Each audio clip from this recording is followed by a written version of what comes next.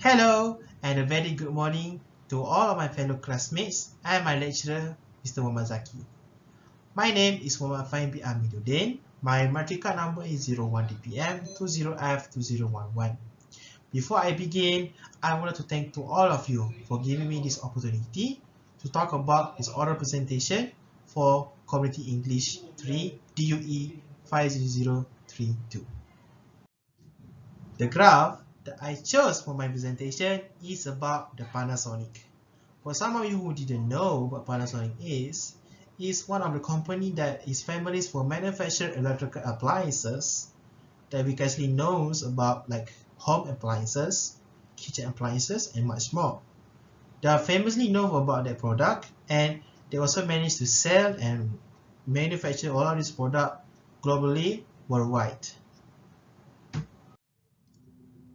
Now, the graph that I chose to analyze about Panasonic is the Panasonic sales revenue in Malaysia from the fiscal year 2013 to 2021. Before I like to begin, we have to see the items of the graph that I chose. The first item that we can see is the title itself. The title is the Panasonic sales revenue in the Malaysia from the fiscal year 2013 to 2021.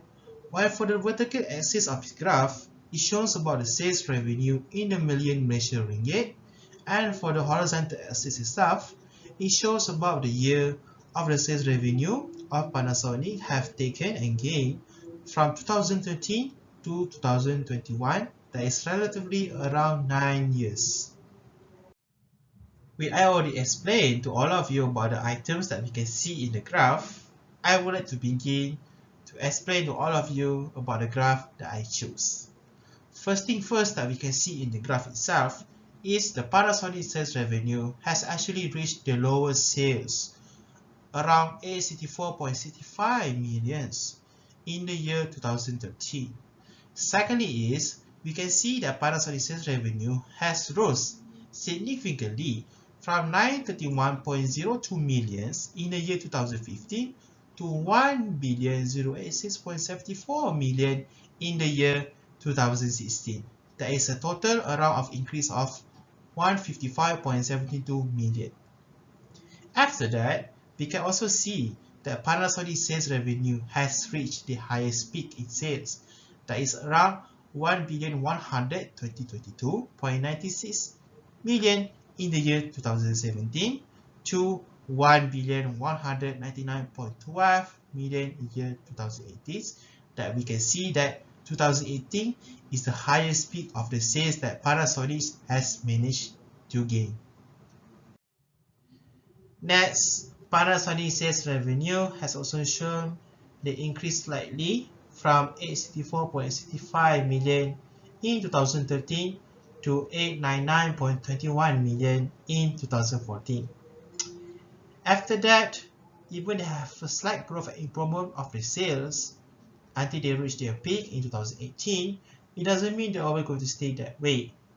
Because you can see in the graph itself, Panasonic sales revenue has declined slightly from 1,127.89 million in 2019 to a decrease of 1,051.898 million in 2020.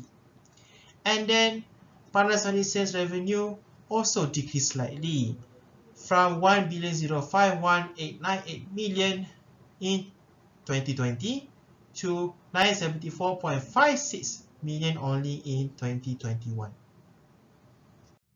And with that, I already gave my full explanation that we will talk about in this graph. And with that, I would like to give my conclusion of this graph.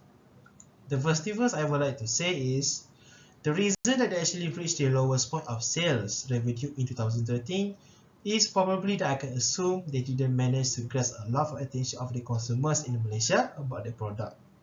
The second thing is about the reason that they managed to reach the highest peak of their sales in 2018 is also, I can say, as an assumption that they managed to make a lot of new products that shows much more of the usefulness of the product rather than the other market competitors and managed to grasp a lot of attention of the consumers in Malaysia. And the lastly thing is I would like to say the reason that they have reached a decline of sales from 2019 to 2021 is also an assumption I can say is probably they didn't make a lot of product that grasp a lot of attention of the consumers during that time, or also that a lot of competitors at that time managed to grasp much more attention of the electrical appliances rather than Panasonic itself. So in my main conclusion, I can safely say that Panasonic sales revenue has a lot of growth from 2013 2018, which they reached their peak in 2018, and have a slight decline after that in 2019 to 2021. With that, I've already ended my presentations. I would like to thank all of you for watching. Thank you.